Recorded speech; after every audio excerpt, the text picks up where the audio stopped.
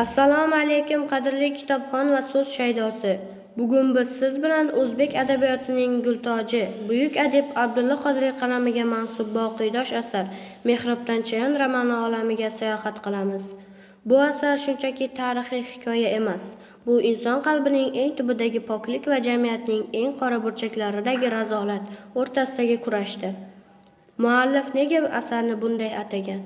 Chunki ba'zan eng zaharli chayon tashqaridan emas, aynan eng muqaddas hisoblangan joydan, mehrobdan, ya'ni ishonch va e'tiqod niqobi ostidagi kimsalar orasidan chiqishi mumkin. Tasavvur qiling, 19-asrning o'rtalari, Qo'qon xonligi, saroy fitnalari, adolatsiz hukmlar va bir tomonda mard Mirzo Anvar bilan Oqila Ra'noning sof muhabbati. Biz bugun mana shu muhabbatning saroy devorlari orasidagi fojiasiga, xiyonat va sadoqatning to'qnashuviga guvoh bo'lamiz. Anvarning o'tkir zehnini, Ra'noning latofatli qalbini va Solih Maxtumning murakkab dunyosini his qilishga tayyormisiz? Unday bo'lsa keling, tariximizning ana shu og'riqli, ammo ibratli sahifalarini birga varaqlaymiz. Mirzo Anvar va Ra'no. Ularning sevgisi shunchaki so'zlardan emas, balki nafis g'azallardan, qog'ozga tushgan otashin satrlardan iborat edi.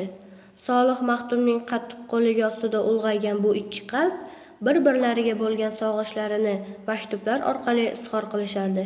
Keling o'sha mashhur maktublardan biriga quloq tutaylik. Ey sultonim Ra'no, sening ishqingda yonmoq men uchun ham sharaf, ham baxtdir. Sening husning gullar bog'ida ochilgan eng go'zal chechak bo'lsa, mening qalbim o'sha bog'ning gadosidir. Saroyning qora bulutlari boshimiz uzra aylansa-da, sening sadoqating menga kuch beradi. Bilginki, Anvar sening yo'lingda har qanday kulfatga tayyor. Mirzo aka, sizning maktubingizni o'qib ko'zlarimga yosh keldi. Men kabi bir g'arib qizning qalbi sizdek olim va mard yigitning muhabbati bilan tirikdir. Otamning qovoq tumshug'i, atrofimizdagi sovuq nigohlar meni qo'rqitmaydi.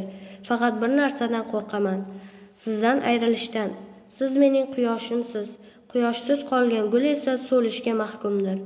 Bu maktublar shunchaki qog'oz parchalari emas, balki 2 yoshning pokiza orzulari edi.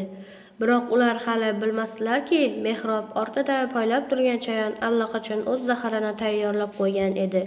Saroy fitnalari bu go'zal muhabbatni qanday sinovlarga soladi? Anvar va Ra'no bu sinovlardan omon chiqadimi?